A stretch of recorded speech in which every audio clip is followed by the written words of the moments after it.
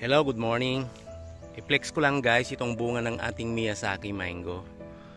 Itong Miyazaki natin kasing taas lang ng tao ito. Pero namumunga na siya. Ito, yung isang bunga niya. Meron pa sa kabila guys. Last year nagbunga na ito. Naka-harvest ako ng isang bunga last year. Pero this time, mukhang makaka-harvest tayo guys ng 5 or 6 kasi dito sa kabila 5 itong bunga niya dito guys. Ito kita nyo, yan ang bunga ng ating Miyazaki mango. Ito pa, ayan, yan ang kaibahan ng Miyazaki mango sa kanyang balat. Nagba-violet siya, lalo na kung malapit na siyang mahinog guys. Yan o, ibang korte nito, parang papuso siya guys. Meron pa dito. Anyway, lalaki pa yan guys. Habang nagtatagal, habang papahinog, lalaki pa yan. So, talagang productive na itong ating Miyazaki mango. May 6 siyang bunga ngayon. Kahit ganyan lang siya kataas, hanggang ulo lang yan ang height niyan, mga around ano lang yan guys, 6 feet. Sulit talaga. Saka mayroon pang mga kasunod ito. Kasi tuloy-tuloy ang pagbubunga nito guys. Halos 1 taon na nagbubunga ito. Pero hindi sabay-sabay. Ayan.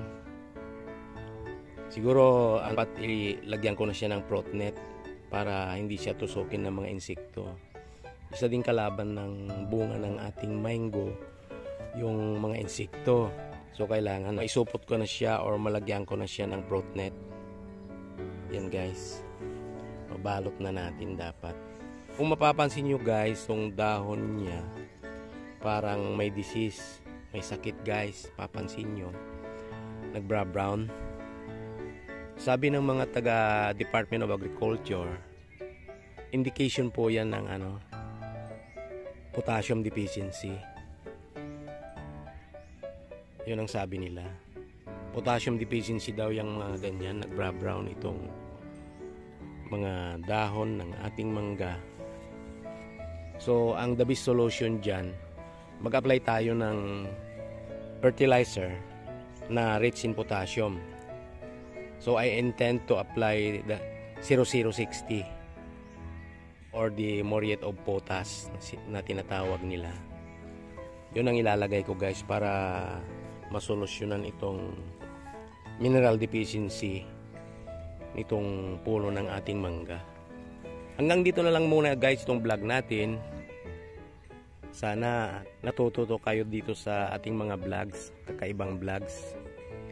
So hindi lang sa Japan na pwede ang Miyazaki mango, pwede rin dito sa Pilipinas. Mapapabunga din natin ang Miyazaki mango. By the way, itong Miyazaki pala, isa yan sa pinakamahal na mangga sa buong mundo.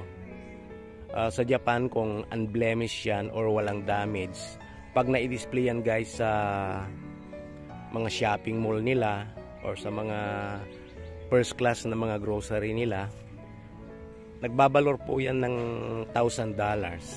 Yun ang sinasabi nila, kasi isa nga yan sa pinakamahal na mangga sa buong mundo. So anyway, matitikman na rin natin ang mamahalin na mangga na yan pag nahinog na ang ating Miyazaki mango. So this is all for today's vlog guys. Sana nag-i-enjoy kayo sa panonood ng ating mga kakaibang vlogs dito sa ating mga maliliit na mangga. Thank you for watching. Have a blessed day to everyone. See you guys.